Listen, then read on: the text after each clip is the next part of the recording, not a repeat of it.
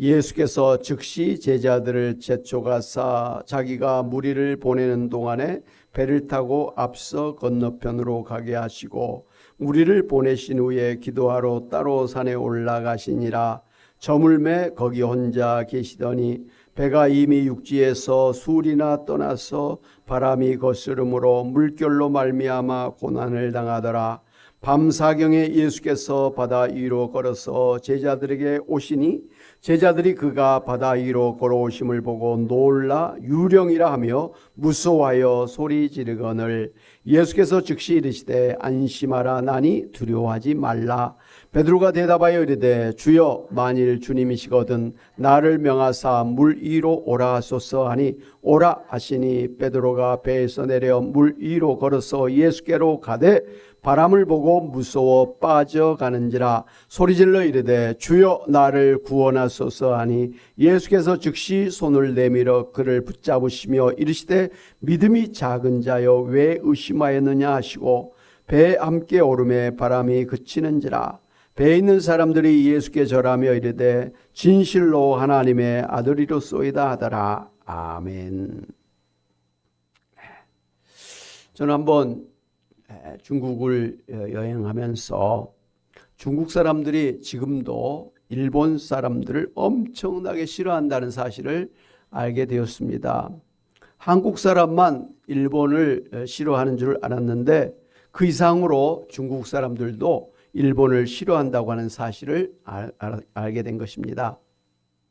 지난 20세기 중반에 중일 전쟁으로 일본이 중국을 점령했기 때문이기도 하지만 무엇보다도 일본군의 731 부대가 중국에서 마루타라고 하는 생체 실험을 하는 부대를 몰래 운영하면서 수많은 중국 사람들과 포로들을 실험 대상으로 비참하게 죽였기 때문이라고 합니다.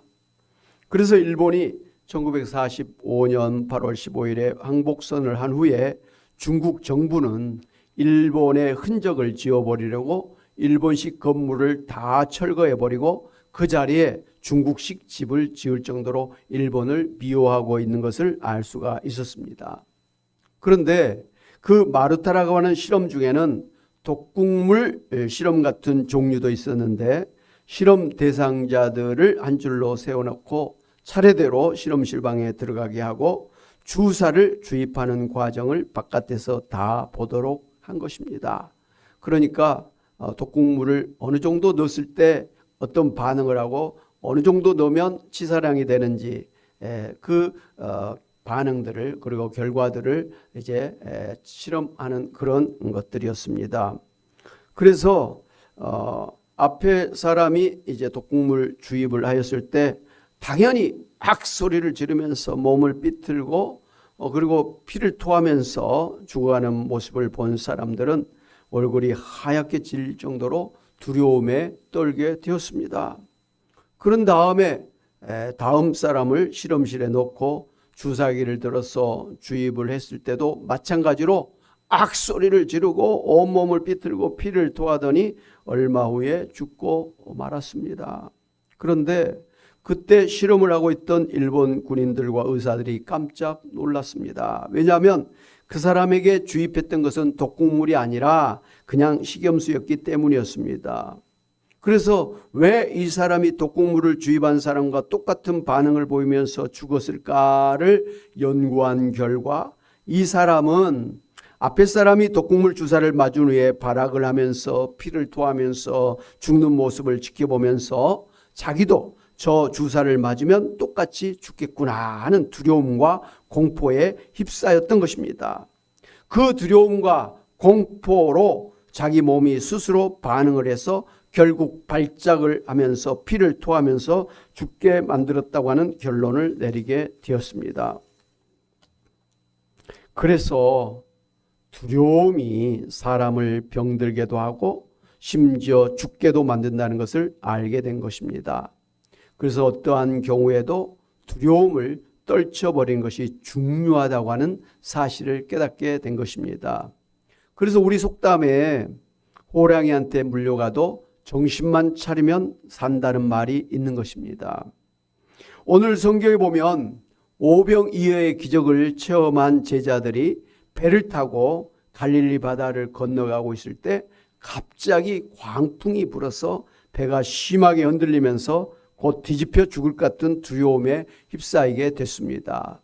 그러니까 초저녁에 그 갈릴리 바다를 이제 지나서 이제 가려고 했는데 오늘 성경에 보니까 밤 4경 정도까지 계속해서 이 제자들이 탄 배가 갈릴리 바다를 다 건너가지 못하고 계속해서 광풍에 휩싸여 가지고 그냥 정말 죽을 그런 위기에까지 처하게 된 것을 볼 수가 있습니다.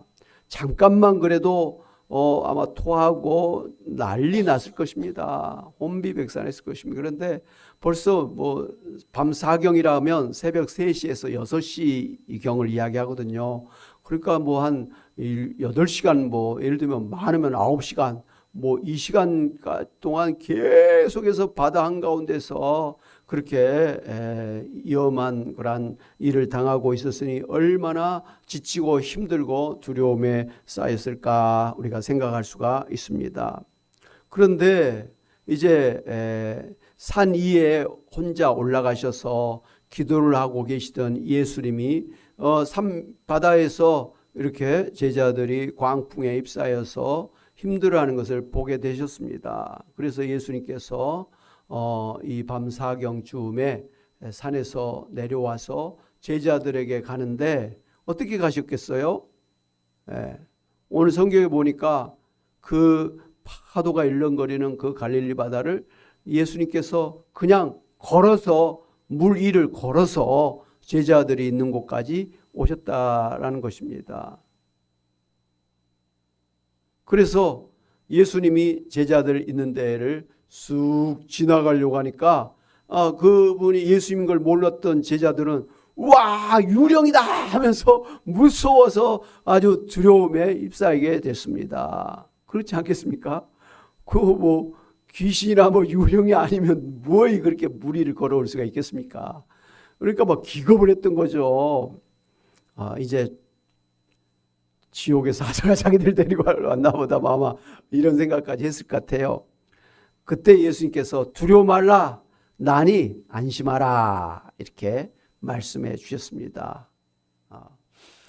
이것을 신기하게 생각했던 베드로 사도가 예수님에게 주님 만일 주님이시거든 나를 명하사 물 위로 오라 하소서 그렇게 부탁을 했습니다. 그때 예수님께서 뭐 오라 말씀하셨습니다. 그랬더니 바로 성질 급한 베드로가 그냥 배를 띄어서 거친 바다 위로 뛰어들었습니다. 그런데 신기한 일이 났습니다.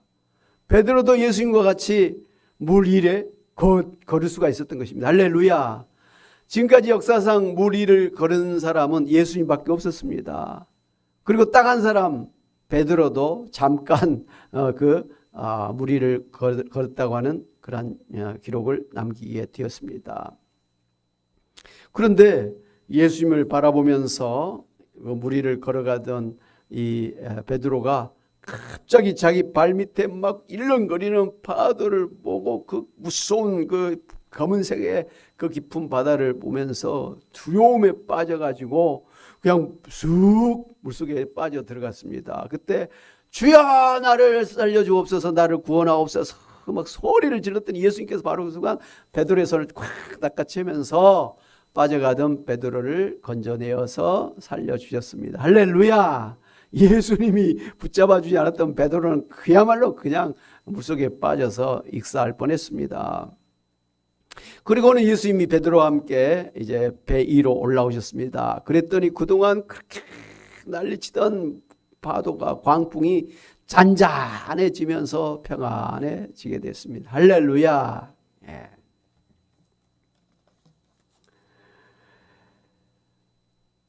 그때 이런 모든 걸 지켜보고 있던 제자들이 예수님에게 넙죽절을 하면서 진실로 하나님의 아들이소이다 라고 고백한 것을 볼 수가 있습니다.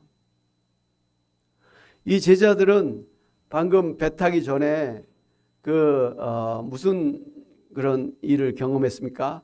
소위 오병이어의 기적을 경험했었습니다.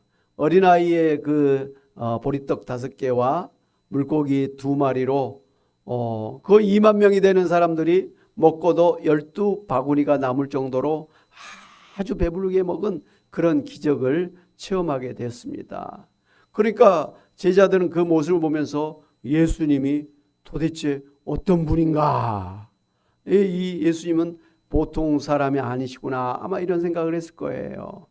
그러면서 틀림없이 이 제자들은 구약시대에 모세를 통해서 하늘에서 40년 동안 만나와 메추라기가 내리서 부족함이 없이 먹게 했던 그 시간 모세를 생각했을 것입니다. 그런가 하면 엘리야 선지자가 사르밧 과부에게 집에 가서 가루하고 그 다음에 이 병의 기름이 3년 6개월 비가 해결될 때까지, 가뭄이 해결될 때까지 계속해서 그렇게 나와서 부족함이 없이 배부르게 잘 먹고 살게 하셨던 그때를 아마 기억했을 것입니다. 그런가 하면 엘리사 선지자가 보리떡 20개로 200명이 넘게도 넘치도록 먹게 했던 그 일을 생각했을 것입니다. 그러니까 이 제자들은 최소한 예수님이 보리떡 5개와 물고기 2마리로 그 2만 명이 넘는 사람들을 충분히 배가 부르게 먹고도 남게 하셨던 그 일을 보면서 예수님은 모세 같은 선지자다, 엘리야 같은 선지자다, 엘리사 같은 선지자다, 아마 분명하게 생각을 했을 것입니다. 그런데 성경에 보면 하나님께서 모세와 같은 선지자, 엘리야와 엘리사 같은 선지자를 바로 이 세상의 구원자로 보내주시겠다, 이렇게 약속을 해주셨거든요. 그래서 이스라엘 사람들은 이 메시아가 오시면 하늘에서 만나와 메추라기가 내려오는 같은 그런 기적을 일으키실 것이다, 그렇게 기대를 하고 있었습니다. 그런데 바로 예수님께서 하늘에서 말이죠, 하나님 앞에 감사하면서 기도했더니 그게 막 띄어도 없어지지 않아요. 먹어도 없어지지 않는 그런 떡과 고기로 그렇게 변화된 것 아니겠습니까? 기적을 일으킨 것이죠. 그러니까 바로 예수님이 하늘에서 바로 먹을 것을 내려주시는 그런 메시아였던 것을 생각을 했을 것입니다. 그래서 제자들이 예수를 보고 진실로 하나님의 아들이로소이다 그랬어요. 하나님의 아들은 하나님이에요, 사람이에요? 하나님이죠. 강아지 새끼는 강아지예요, 뱀이에요? 강아지. 맞아요. 그러니까 사람 새끼는 사람이고 하나님의 아들은 하나님이에요. 그래서 아버지 하나님이 있고 아들 하나님이 있다라는 것 아니겠습니까? 어쨌든 예수님은 아들 하나님이시다, 그렇게 고백을 했던 것입니다. 뿐만 아니라 이 말은 바로 예수님이 이 세상을 구원하러 오신 메시아다라는 것을 깨닫고 그렇게 신앙을 고백했던 것입니다. 할렐루야. 그렇습니다. 예수님께서 거친 파도 위를 걸어오시고 물속에 빠져들어가던 베드로를 건져주시고 거친 파도를 잔잔케 하신 것은 이를 지켜보았던 제자들이 고백한 것처럼 바로 예수님이 이 세상 자연 만물을 다스리고 통치하시는 하나님의 아들 메시아이심을 보여주신 표적이었던 것입니다. 할렐루야. 아멘. 사랑하는 여러분, 두려움에 떨고 있는 제자들을 찾아오신 예수님께서 그들을 구원해 주시고 물에 빠져 들어가면서 두려움에 떨고 있던 베드로를 건져주어 살려주셨습니다. 그러면서 그들에게 두려워 말라 이렇게 말씀하셨습니다.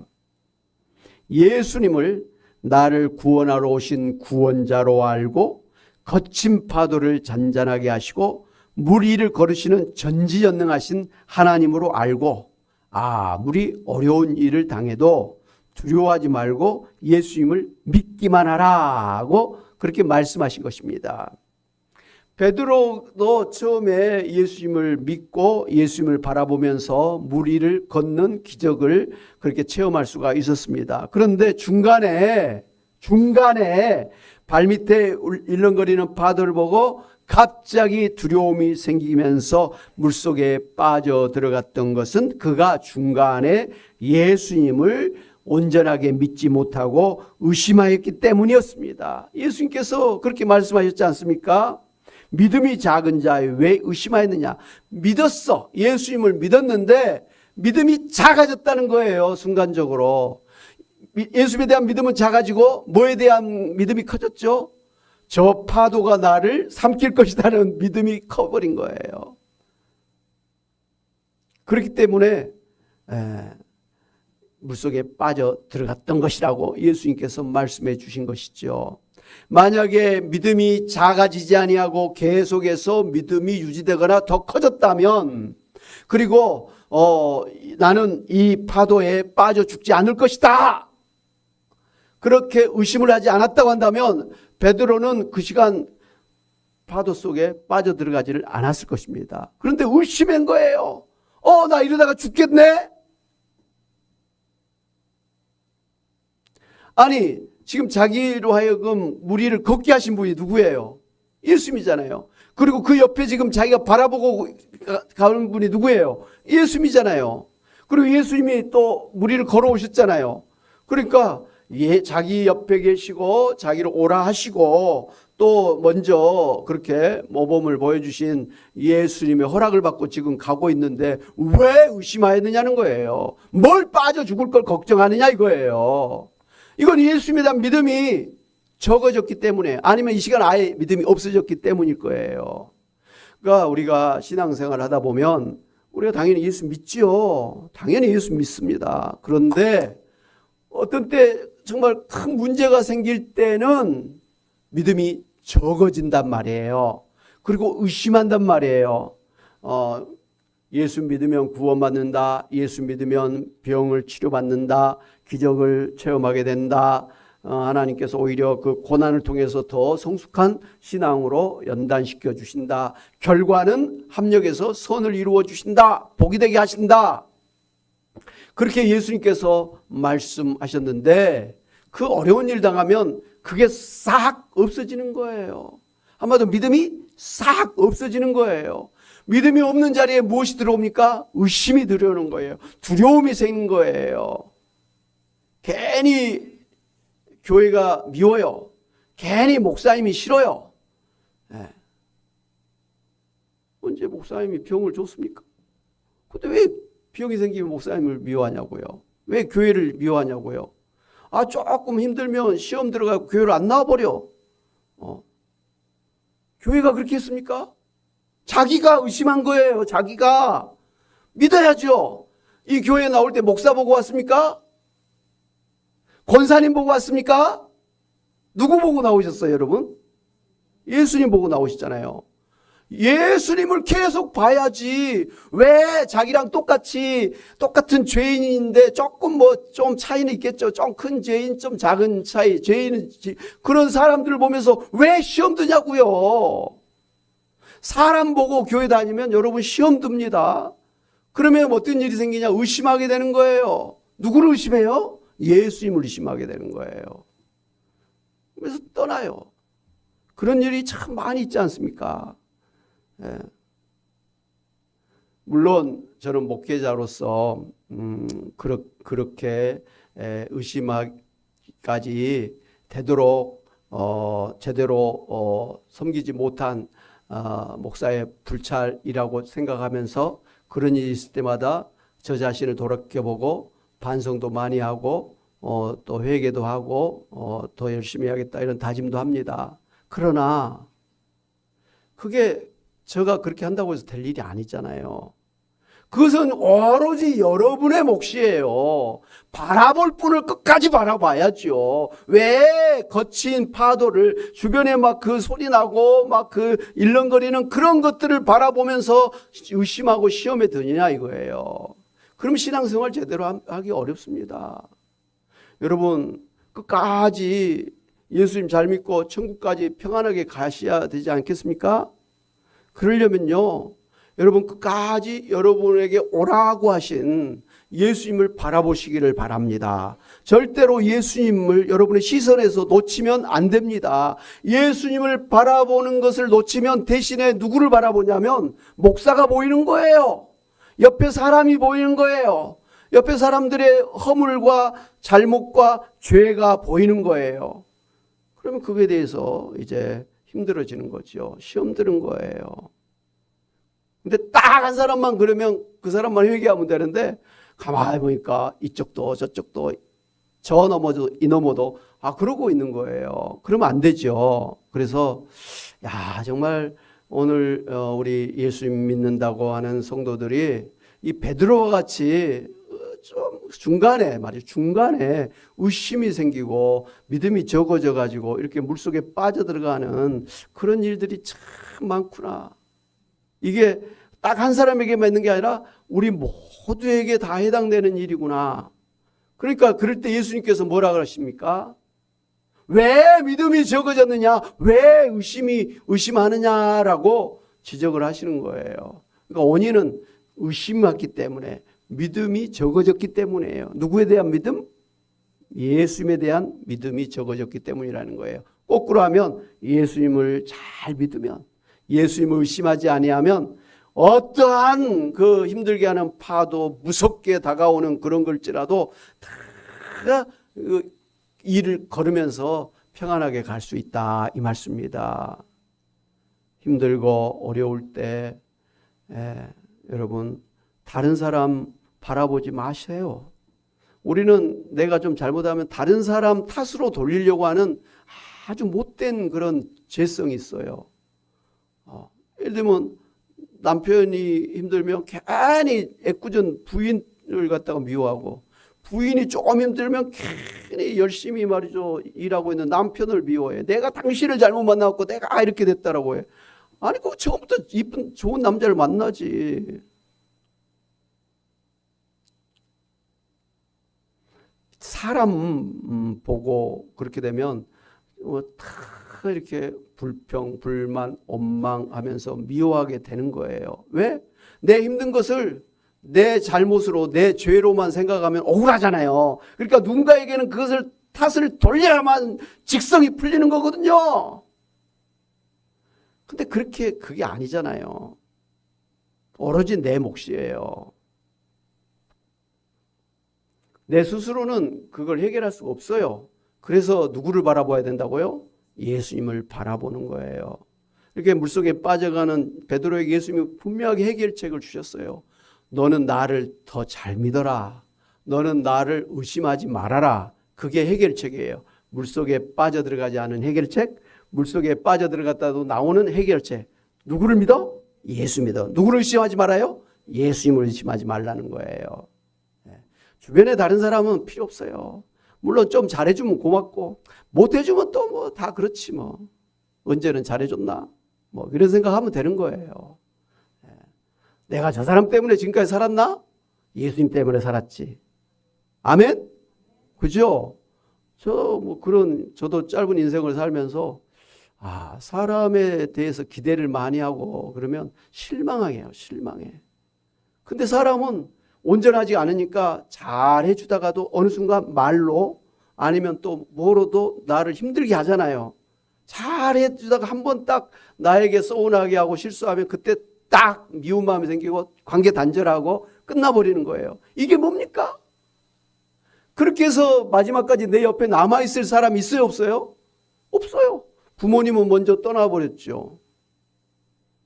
학창시절에 친구들은 다 결혼해가지고 다 뿔뿔이 헤어졌죠. 자식들도 뭐 내 품에 있을 때 자식이지 뭐 다 크면 다 자기 인생 살죠.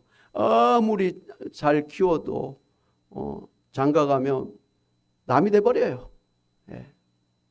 아들 그때부터 내 아들이 아닌 거예요.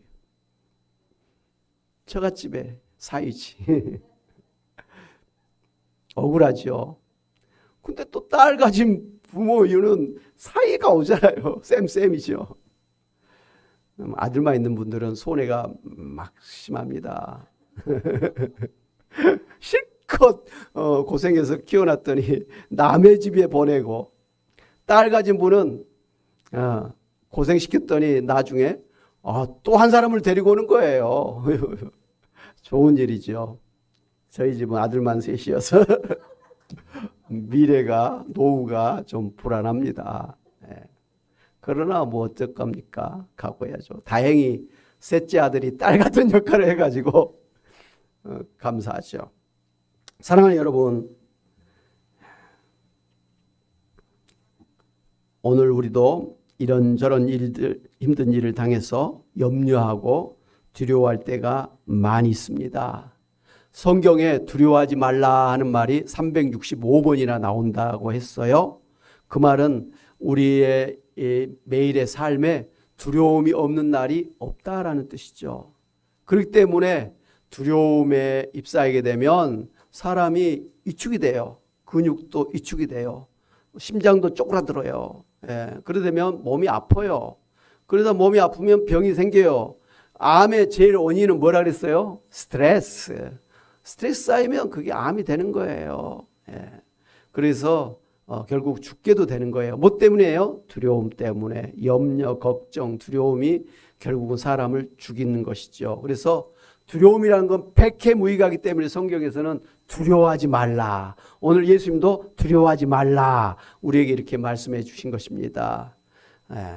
두려울 수밖에 없는 그런 상황이지만 두려워하지 않기 위해서는 바로 이 두려움을 해결해 주시고자 오신 예수님을 바라보는 거예요. 베드로가 자기 힘으로 어떻게 그 거친 파도를 걸을 수가 있습니까? 예수님 바라보면서 파도 위를 걸을 수가 있었던 것입니다. 오늘 우리가 이 험한 세파를 갖다가 극복하고 성공할 수 있는, 승리할 수 있는 비결은 우리로 하여금 그 파도 위를 걷게 하도록 하신 예수님을 믿는 것밖에 없다라는 걸 생각하면서 힘들고 어려울수록 더욱더 예수님밖에 없습니다. 이런 고백을 하면서 예수님에 대한 믿음을 강하게 갖고 승리하시는 여러분이 되시기를 주님의 이름으로 축원합니다. 아멘.